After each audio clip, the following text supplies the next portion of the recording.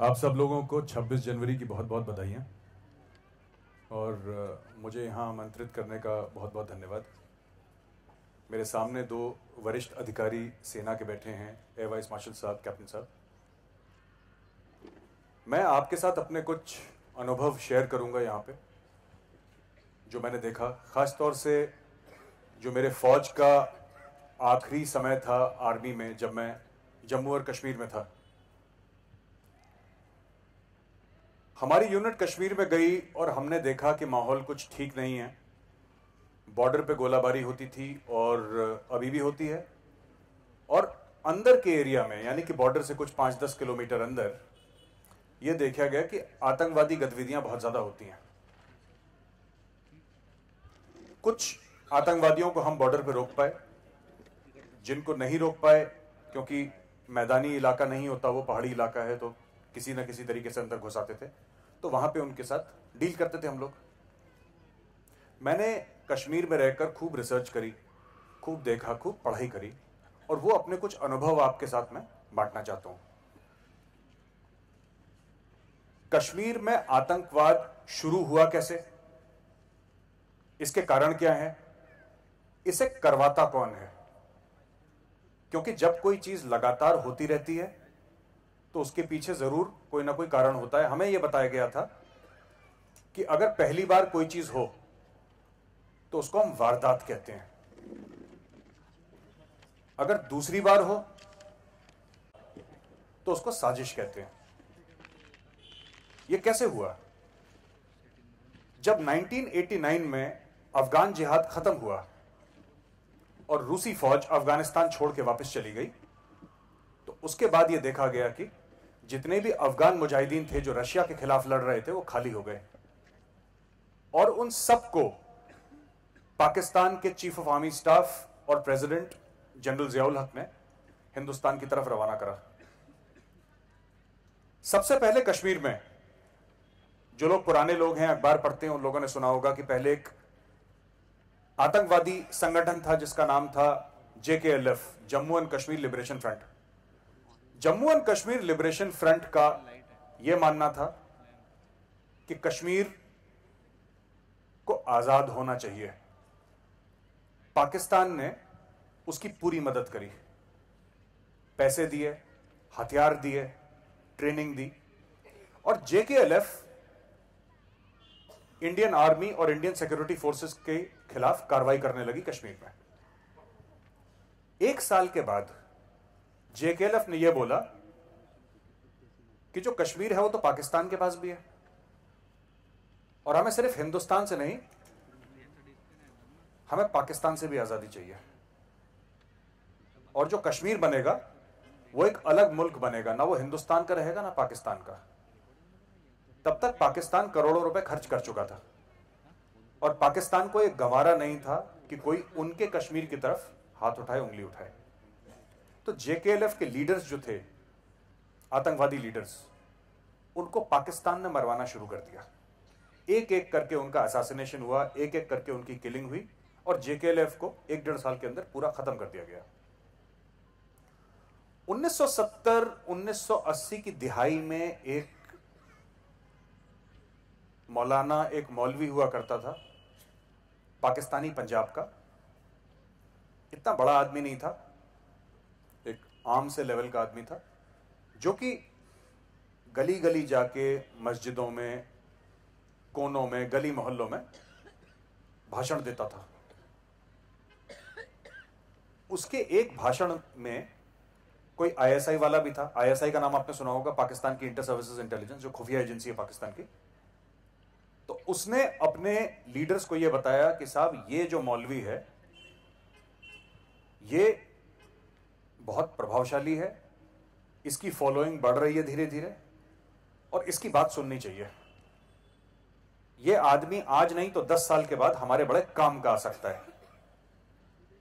General Ziaul हक ने उस आदमी को बुलाया, उसके साथ खाना खाया बाकायदा, और उसको बहुत प्रोत्साहित किया, पैसे दिए, और उसको 1-2 काउंसिल्स का चेयरमैन बनाया पाकिस्तान में।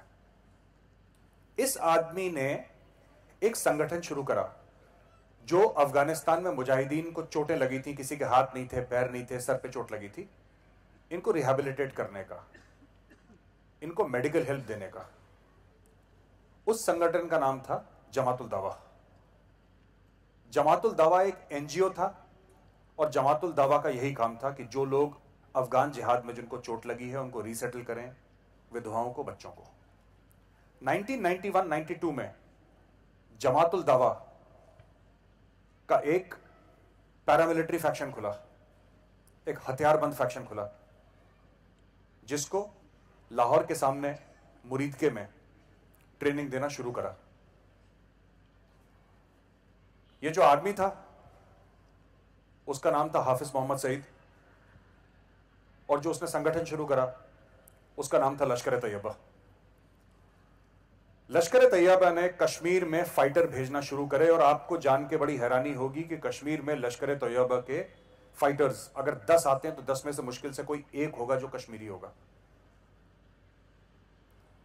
बाकी 9 सूडान के, लेबनान के, चाइना के, नॉर्थ अफ्रीका के, कुर्द, अरबी, पाकिस्तानी, पश्तून, सिंधी, पंजाबी, ये सब लोग आए। एक मल्टीनेशनल फ्रेंचाइजी खोल दिया आतंकवाद का, दहशत का। इसके खिलाफ इंडिया ने अपना लॉन्च करा राष्ट्रीय राइफल्स, जो कि काउंटर टेररिज्म फोर्स है कश्मीर में, और काफी हद तक लश्कर तैयबा के कार्डर्स का सफाया करा, हिजबुल मुजाहिदीन के कार्डर्स का सफाया करा। आज तक ये समस्या, ये परेशानी चलती आई है और हम इसके साथ जूझ रहे हैं, इसको निपटाने की कोशिश कर रहे हैं। लेकिन मैं आप लोगों को एक बात बता देना चाहता हूं यहां पे कि समस्या खत्म नहीं होगी, क्योंकि जिस चीज को हम समस्या समझते हैं, जिसको समस्या हम मानते हैं, समस्या वो नहीं है, समस्या कुछ और है। और समस्या है क्या, ये हो क्यों रहा है? समस्या आतंकवादी संगठन नहीं है।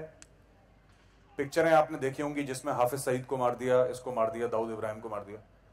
ये सब लोग बड़े छोटे लोग हैं। असली समस्या पाकिस्तान की आर्मी है। पाकिस्तान की आर्मी पैसा देती है, ट्रेनिंग देती है, हथियार देती है, कवर देती है। जब भी ये लोग गलत गतिविधि पाकिस्तान के अंदर करते हैं और पाकिस्तान की पुलिस इनको पकड़ना चाहती है, तो पाकिस्तानी फौज पुलिस को धमकी देकर इन लोगों को छुड़वाती है। अगर आपको सांप को मारना है तो आपको सांप का सर काटना होगा, और सांप का सर पाकिस्तान आर्मी है। दूसरी चीज, पाकिस्तानी आर्मी ये करती क्यों है, उसका कारण क्या है? कैप्टन साहब सामने बैठे हुए हैं। 1971 में कैप्टन साहब ने लड़ाई लड़ी थी, पाकिस्तान के 2 हिस्से कर दिए। ईस्ट पाकिस्तान बांग्लादेश बन गया, आप सब लोग जानते ही हैं। अब हुआ ये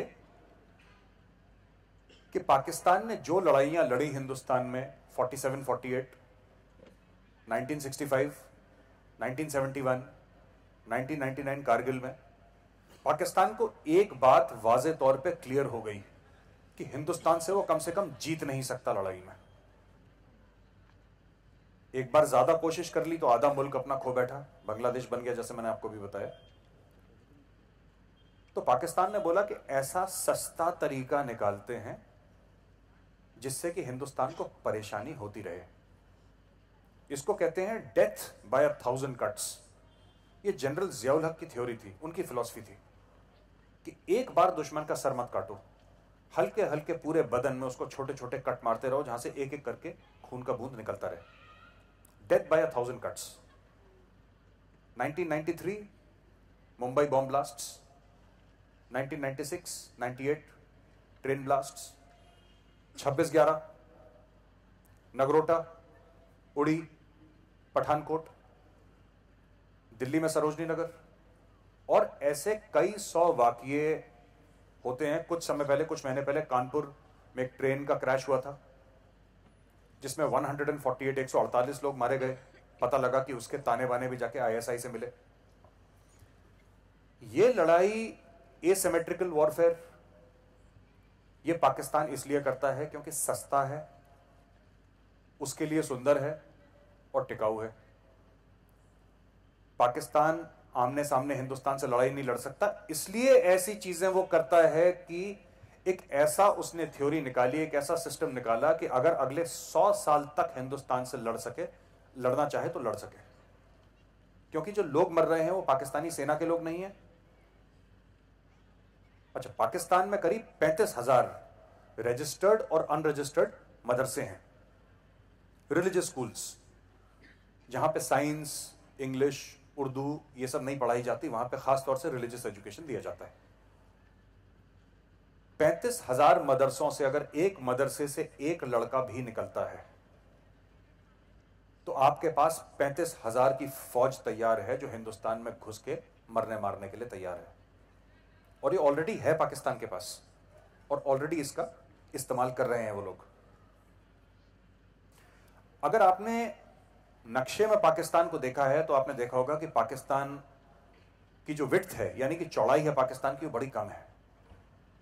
पाकिस्तान लंबा है, करीब 1001 मील लंबा है और करीब 300 से लेकर 400 मील चौड़ा है। इस तरीके से इंडिया के वेस्टर्न पार्ट में पाकिस्तान है।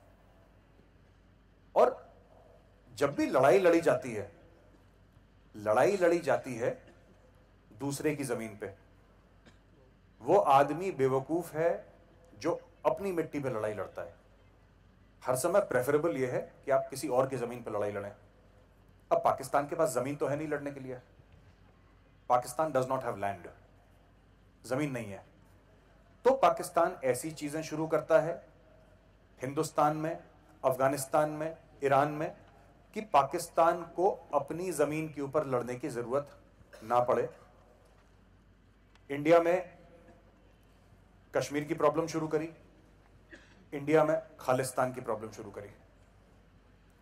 ईरान में जुंदुल्लाह एक टेररिस्ट ग्रुप है, उसकी प्रॉब्लम शुरू करी। और अफगानिस्तान में आप लोगों ने अफगान तालिबान और हकानी नेटवर्क का नाम सुना होगा, बड़े चर्चे में है। तो ये पाकिस्तान ने हर जगह करा, यानी कि अपने एरिया ऑफ इन्फ्लुएंस बढ़ा दिया। जहां उनका इन्फ्लुएंस है, जहां पे उनकी चलती है, जैसे कश्मीर है हिंदुस्तान का, वहां पे हिंदुस्तान का रुपया चलता है, हिंदुस्तान का पासपोर्ट चलता है, हिंदुस्तान की पुलिस, फौज, सब कुछ इंडिया का है।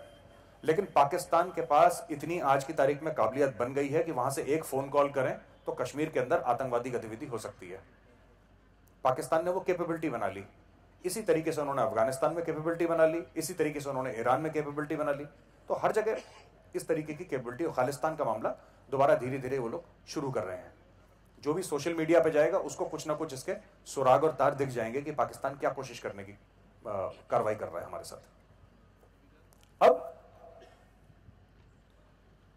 समस्या है, अब इसका समाधान क्या है? इसका समाधान आसान नहीं है, इसका समाधान सरल नहीं है, लेकिन अगर हम लोग चाहें तो इसका एक ही समाधान हो सकता है कि चोट पाकिस्तानी फौज को पहुंचाई जाए। जब पाकिस्तानी फौज को चोट पहुंचेगी तब लश्कर तैयबा का खून निकलेगा, तब जाके जैश ए मोहम्मद को दर्द होगा। ये एक समझने वाली बात है। दूसरी बात, इंडिया ने, आपने सुना होगा कि 36 राफेल फाइटर्स खरीदे इंडिया ने, और फाइटर जेट्स खरीद रहा है, आर्टिलरी गन्स खरीद रहा है, बड़े बड़े हथियार खरीद रहा है। पाकिस्तान के पास ये सब खरीदने का पैसा ही नहीं है। और क्योंकि पाकिस्तान के पास पैसा नहीं है, पाकिस्तान वो काम करता है जो कि सस्ते में हो जाए, उसके बजट में हो जाए, और जिससे हमें ज्यादा नुकसान पहुंचे, यानी कि आतंकवादी गतिविधियां। हाल ही में CPEC, China Pakistan economic corridor का पाकिस्तान और चाइना ने ऐलान करा, उसके ऊपर काम भी शुरू कर दिया। ये CPEC है क्या? एक कॉरिडोर है, एक चौड़ी सी सड़क है जिसके आसपास इकोनॉमिक कॉरिडोर है, जो कि चाइना में काशगर से शुरू होती है और 3000 मील का सफर करते करते बलूचिस्तान में ग्वादर है, वहां पर जाके खत्म होती है। इसका एम क्या है, इसका कारण क्या है, और फिर मैं आपको बताऊंगा कि हिंदुस्तान को क्यों फर्क पड़ता है। इसका कारण यह है बनाने का, जो ऊपरी कारण जो चीन बताता है। ऊपरी कारण चीन यह बताता है कि साहब सऊदी अरब के एरिया से तेल आ जाएगा, यहां पे आसानी से हमारे पास तेल चला जाएगा, क्योंकि अभी मलाका स्ट्रेट से आता है पूरा, 21-22 दिन लगते हैं, फिर 4-5 दिन में चला जाएगा। इसलिए हम इकोनॉमिक कॉरिडोर बना रहे हैं। जो भी हमें एक्सपोर्ट करना है, क्योंकि चाइना की एक्सपोर्ट ड्रिवन इकोनॉमी है, जो भी हमें एक्सपोर्ट करना है वो हम इस रोड से एक्सपोर्ट करेंगे। गल्फ जल्दी पहुंच जाएगा, हमें फायदा हो जाएगा। एक Pakistan institute of commerce and trade की एक रिपोर्ट है, इंटरनेट पे आप ढूंढिएगा उस रिपोर्ट को, बड़ी इंटरेस्टिंग रिपोर्ट है। वो रिपोर्ट क्या कहती है? वो रिपोर्ट ये कहती है कि 2048 यानी कि 2048 के बाद बलूचिस्तान, जो पाकिस्तान का एक राज्य है, उसमें मेजॉरिटी पॉपुलेशन चाइनीज होगी, बलूची नहीं होगी। मैं आपको फिर से रिपीट करके बताता हूं। बलूचिस्तान जो पाकिस्तान का स्टेट है, उसमें 2048 के बाद जो अक्सरियत है, जो मेजॉरिटी पॉपुलेशन है, वो पाकिस्तानी नहीं होगी, वो बलूची नहीं होगी, वो चाइनीज होगी। ये हमारे लिए खतरा है, क्योंकि अब तक हम ये सुनते आए थे कि हमारे पूरब की तरफ चीन है और पश्चिम की तरफ पाकिस्तान है। 2048 के बाद पूरब की तरफ भी चाइना होगा और पश्चिम की तरफ भी चाइना होगा। और चाइना से लड़ना कुछ आसान नहीं है। पाकिस्तान ने, ये देखिए, ये पाकिस्तान ऑक्यूपाइड कश्मीर आपको दिख रहा है, और ये लाइन ऑफ कंट्रोल जो रेड डॉट है, आपको पूरी रेड डॉट दिखाई दे रही है, इसको हम लाइन ऑफ कंट्रोल कहते हैं। 1971 के पहले इसको सीजफायर लाइन कहा जाता था, और 1972 शिमला अग्रीमेंट के बाद इसका नाम लाइन ऑफ कंट्रोल रख दिया गया। तो इस लाइन ऑफ कंट्रोल के अगर आप ऊपर देखें, ये पूरा एरिया, ये एरिया जहां पे एरो है, ये गिलगिट बाल्टिस्तान का एरिया है। और अगर आप इसके नीचे आ जाएं, ये पूरा मुजफ्फराबाद यहां पे नीचे है, लेफ्ट में नीचे आते हुए मुजफ्फराबाद, ये एरिया है जहां से वो चाइना पाकिस्तान इकोनॉमिक कॉरिडोर आएगा। हिंदुस्तान को इससे दो परेशानियां हैं। पहली बात, ये जो हरा वाला एरिया है, ये पाकिस्तान ने जबरन छीना है हिंदुस्तान से 47-48 की लड़ाई में, आपको पता होगा। ये हमारा देश का एरिया है जिस पाकिस्तान कब्जा करके बैठा हुआ है। जो हमारे देश का एरिया है उसमें चाइना जो है ये कॉरिडोर कैसे बना सकता है, पहली बात। दूसरी चीज ये है कि यहां पे चाइना अगर कॉरिडोर बनाएगा तो अब आप देखिए, ये चाइनीज ऑक्यूपाइड कश्मीर है, अक्साई चिन, इधर लाल वाला एरिया, यहां से लेकर ऊपर हरे वाले एरिया से लेकर पूरा नीचे तक, यानी कि चारों तरफ आप चाइना से घिर गए। चाइना की इकोनॉमी जो है वो हमसे कई गुना बड़ी है, चाइना की पॉपुलेशन हमसे बड़ी है, चाइना की मिलिट्री हमसे बड़ी है, चाइना के न्यूक्लियर एसेट्स हमसे बड़े हैं, और चाइना का इन्फ्लुएंस पूरी दुनिया में हमसे कहीं ज्यादा है। पहले आपके बगल में एक दुश्मन था जो कि बदमाश था लेकिन आपसे कमजोर था। आज से 30 साल के बाद आपके बगल में ऐसा दुश्मन होगा जो आपसे कई गुना ज्यादा मजबूत, ताकतवर और प्रभावशाली होगा। लोग कहते हैं कि चाइना के दो पालतू कुत्ते हैं। चाइना कभी खुद नहीं काटता, उन दो पालतू कुत्तों से कटवाता है लोगों को। एक नॉर्थ कोरिया और दूसरा पाकिस्तान।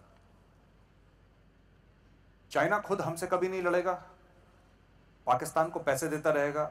आपने केस सुना होगा, मसूद अजहर को हम लोग चाहते थे उसको टेररिस्ट डिक्लेयर करें, चाइना उसको ब्लॉक कर रहा है। चाइना कह रहा है हम नहीं करने देंगे आप लोगों को। क्यों?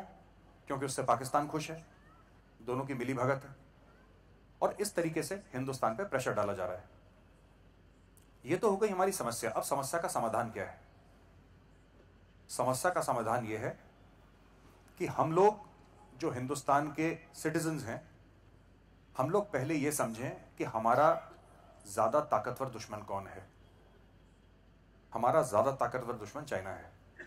और अगर हम लोग प्रण कर लें छोटी छोटी चीजों में कि हम चाइना का बना हुआ सामान ना लें और हम खुद स्वदेशी में विश्वास करें, हम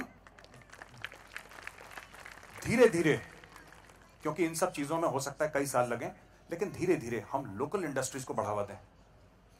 क्योंकि कोई ऐसी चीज नहीं है, आप बड़े बड़े जहाजों से लेकर और जो दिवाली में जो एलईडी की लड़ियां लगती हैं, सब चाइना से आ रहा है। और हम लोग सिर्फ इसलिए खरीद लेते हैं क्योंकि 4 रुपए सस्ती होती हैं। वो पैसा वापस चाइना जाता है, वो पैसा चाइना पाकिस्तान को देती है, उस पैसे से पाकिस्तान हमारे यहां बॉम्ब ब्लास्ट करता है और चाइना हमें घेरने की कोशिश करता है। अगर हम सब हिंदुस्तानी धर्म, जात, भाषा, रंग भूल के एक हो जाएं, तो चाइना की मजाल नहीं है कि हमें टेढ़ी आंख से देखे। लेकिन इसका प्रण आप लोगों को लेना होगा। अगर आप ये सोचेंगे कि दिल्ली में बैठी सरकार कुछ कर लेगी, सरकार कर रही है, लेकिन सरकार कभी उतना नहीं कर पाएगी जितना आप लोग कर पाएंगे। आगे चल के 2-3 सालों में क्या होने वाला है? आगे चल के 2-3 सालों में पाकिस्तान का जो ग्वादर पोर्ट है, ग्वादर पोर्ट पाकिस्तान नेवी के पास आ जाएगा काफी हद तक। ऑलरेडी पाकिस्तान नेवी की सबमरीन्स, उनके जहाज वहां पे रुक रहे हैं, रिफ्यूल हो रहे हैं। पाकिस्तान में चाइनीज आर्मी के बेस बन जाएंगे। पाकिस्तान में चाइनीज एयरफोर्सेस के बेस बन जाएंगे उनके नदर्न एरियाज में। और आपके सर पे, आपने बचपन में कहानी सुनी होगी वो विक्रम और वेताल की, आपकी पीठ पे हर समय के लिए एक वेताल बैठ जाएगा। जो आतंकवादी गुट हैं जिनको पाकिस्तान सपोर्ट करता है, जो इंडिया के अंदर ऑपरेशंस करते हैं, वो भी चाइना सपोर्टेड है इनडायरेक्टली। और ये आतंकवादी गुट एक के बाद एक इंडिया में आते रहेंगे, खून खराबा मचाते रहेंगे। ये सिर्फ कश्मीर का मामला नहीं है, ये कल दिल्ली में होगा, भगवान ना करे नागपुर में, बंबई में, कलकत्ता में, हर जगह ये अपना काम करते रहेंगे। ये अपना काम क्यों करते हैं? इनका मोटिवेशन क्या है? पैसा कहां से आता है ये तो मैं आपको बता चुका हूं। इनका मोटिवेशन क्या है? इनका मोटिवेशन ये है कि जब तक हिंदुस्तान के घुटने ना टेक दें, हिंदुस्तान अपने घुटने टेक के जमीन पे ना आ जाए, तब तक ये लोग नहीं रुकेंगे। ये अपने हथियार सरहद पार से भेजते रहेंगे हमें मारने के लिए। क्या हम पाकिस्तान पर अटैक करके क्या इन चीजों को रोक सकते हैं? हम लोग नहीं रोक सकते। कई लोगों से मैंने सुना, कई लोग कहते हैं कि साहब एक बार जंग हो जाए, एक बार हिसाब हो जाए। कुछ नहीं होने वाला, कोई हिसाब नहीं होगा। आप लड़ाई कर लें, आप पाकिस्तान के फिर 4 टुकड़े कर लें, कोई हिसाब नहीं होगा। हमें समझना है कि ये कंट्रोल चीजें तब आएंगी जब आप पाकिस्तानी फौज को कंट्रोल करेंगे और चाइना को कंट्रोल करेंगे। चाइना के साथ आज की तारीख में भी $100 बिलियन का ट्रेड है, जिसमें से करीब 75 से लेकर $80 बिलियन हमसे कमाता है। बैलेंस ऑफ ट्रेड हमारा 75-80% गलत है चाइना के साथ। हम सब भारतवासियों का फर्ज है कि हम लोग मिलें, हाथ मिलाएं। और ये जो क्राइम हो रहा है कि हम अपने दुश्मन को खुद खाना खिला रहे हैं, हम सांप को खुद दूध पिला रहे हैं, इस चीज को हम रोकें। आखिरी में आपसे एक बात कहना चाहूंगा। एक पाकिस्तान पार्लियामेंट में एक रिपोर्ट आई थी अक्टूबर में, जिसमें उन्होंने ये बोला था, मैं कोई पॉलिटिकल पार्टी का नहीं हूं, मेरा किसी पॉलिटिकल पार्टी से लेना देना नहीं है, मैं एक फौजी हूं, लेकिन जो बात सच है वो आपके सामने रखूंगा। पाकिस्तानी पार्लियामेंट में रिपोर्ट, ये मैंने अपने फेसबुक पेज पर डाली थी, पाकिस्तानी पार्लियामेंट की रिपोर्ट है। उन्होंने बोला है और एक प्रॉपर प्रपोजल दिया है उन लोगों ने अपने पार्लियामेंट में कि जो हिंदुस्तान में राजनीतिक पार्टियों के बीच में गैप है, इस गैप का फायदा उठाया जाए। आपस में लोग लड़ते हैं धर्म के नाम पे, जाति के नाम पे, उसको बढ़ावा दिया जाए। लोगों को पैसे दिए जाएं कि आपस में एक दूसरे पे शक करें, एक दूसरे का गला काटें। ये एक रिपोर्ट है, रिपोर्ट जिसको चाहिए मैं भेज सकता हूं, मेरे पास पड़ी हुई है, ये इंटरनेट पे रिपोर्ट अवेलेबल है। आप पाकिस्तान के सेनेट की वेबसाइट पे चले जाइए, वहां पे रिपोर्ट अवेलेबल है। शब्द उन्होंने बड़े अच्छे इस्तेमाल करे हैं, लेकिन उसका मतलब यही है। अगर कुछ दिन पहले आप देखिए इंडिया में क्या होते आ रहा है, तो आपको पता लग जाएगा कि वो रिपोर्ट गलत नहीं है। मैं आपको बताता हूं। और एक ए पॉलिटिकल, यानी कि वो ऐसा इंसान जिसका राजनीति में ना कोई दिलचस्पी है, ना कोई अंडरस्टैंडिंग है, ना कोई लेना देना है, मैं आपको बताता हूं कि हुआ क्या। पिछले दिनों एक इंप्रेसमेंट एक्सरसाइज हुई आर्मी की, कई सारे स्टेट्स में हुई, नॉर्थ ईस्ट में। आपने सुना होगा कि वेस्ट बंगाल सरकार ने बड़ा बवाल करा था उसमें कि आर्मी टोल बूथ पे क्या कर रही है। आप लोगों ने सुना किसी ने? हाँ, आर्मी टोल बूथ पे। मैं आपको बताता हूं आर्मी टोल बूथ पे करती क्या है। जब लड़ाई होती है तो आर्मी को यह पता होना चाहिए कि किस रोड में कितना पब्लिक ट्रांसपोर्ट है, क्या हम उस पब्लिक ट्रांसपोर्ट का इस्तेमाल कर सकते हैं अपना माल ले जाने के लिए, हथियार ले जाने के लिए बॉर्डर एरिया तक। वहां पे सिर्फ आर्मी बिना हथियार के, सिर्फ हाथ में कागज और कलम लेके बड़ी विनम्रता से ड्राइवर से ये पूछ रही थी कि भाई साहब आपकी लॉरी कहां से आई है, ट्रक कहां जा रहा है, ये ट्रक कितना सामान उठा लेता है। ये 8-10 सवाल होते हैं, फिर आप जाएं। ये हर साल आर्मी करती है, अलग अलग राज्यों में करती है। उस समय भी करीब 7 या 8 राज्यों में हो रहा था। किसी ने कुछ नहीं बोला क्योंकि हर साल होता है। वेस्ट बंगाल में भी हुआ था 2015 में, लेकिन 2016 में ममता दीदी को दिक्कत हो गई इस चीज से। तो रात को 11 बजे तक अपने दफ्तर में बैठी रही वो कि मैं लोकतंत्र की हिफाजत कर रही हूं अपने दफ्तर में बैठ के। हमारे अंदर किसी बाहर की शक्तियों का इतनी दम नहीं है, बाहर की शक्तियों में, कि हिंदुस्तान को आके तोड़ ले, क्योंकि हमारे अंदर ही ऐसे लोग हैं जो कि अपने राजनीतिक फायदों के लिए, उनको कोई फर्क नहीं पड़ता देश का बुरा हो, विनाश हो, यहां पे उनको फायदा होना चाहिए। अगर आप, मैं नाम नहीं लूंगा यहां पे क्योंकि मैं कोई पॉलिटिकल आदमी हूं, लेकिन अगर आप खुद सोचेंगे कि पिछले 3, 4, 5, 6 महीने में देश में क्या हो रहा है और छोटी छोटी बातों का इतना कोई कह रहा है कि सर्जिकल स्ट्राइक हुई कि नहीं हुई, हमें जरा प्रूफ दीजिए।